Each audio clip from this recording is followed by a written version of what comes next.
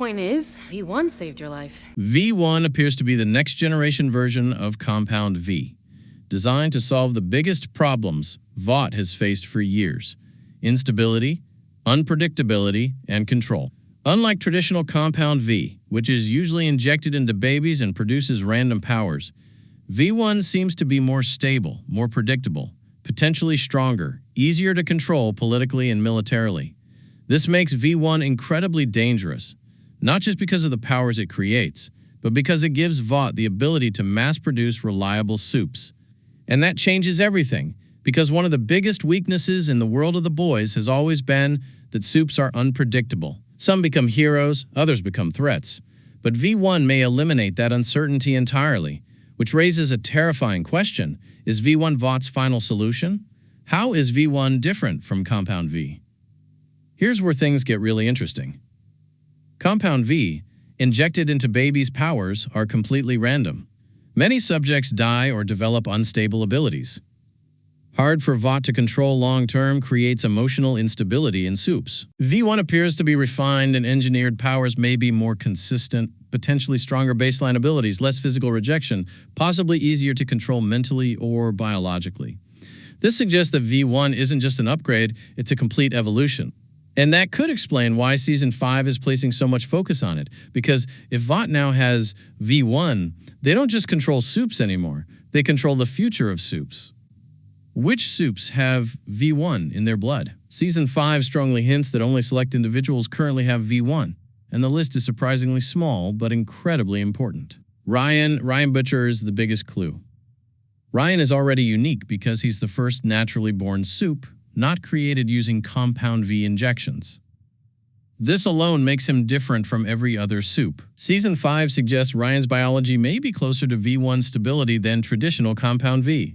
That means Ryan might be stronger, long-term age differently, have more stable powers, be harder to control, and if that's true, Ryan could become the most powerful Supe in the world, which also explains why everyone wants him. Homelander may also be connected to V1. Homelander was already created using the most refined version of Compound V, and Season 5 hints that Vought experimented on him using early V1 prototypes. If true, that would explain his unmatched power, his durability, his slow aging, his unique biology, and it would also explain why Ryan inherited similar traits. Because if Homelander carries early V1, Ryan might carry the perfect version. Soldier Boy, possible connection. Soldier Boy might also be connected. While Soldier Boy was originally created using early Compound V, later experiments on him may have altered his biology, making him closer to the V1 concept. His radiation-based powers, durability, and resistance to aging suggest something different from traditional Supes. This hasn't been confirmed, but the hints are definitely there. Why V1 changes the entire store? If V1 becomes widely available, it means the following. Vought can create stronger Supes. Governments can build super armies. Old supers could become obsolete. Ryan becomes more valuable than ever. This also creates a massive power shift, because if V1 is the future, then Supes created with regular Compound V might become outdated. And that raises another huge question. Will V1 replace the current generation? The hidden clue in Season 5. Season 5 subtly suggests that V1 isn't just about power, it's about control. And that might be the most dangerous part.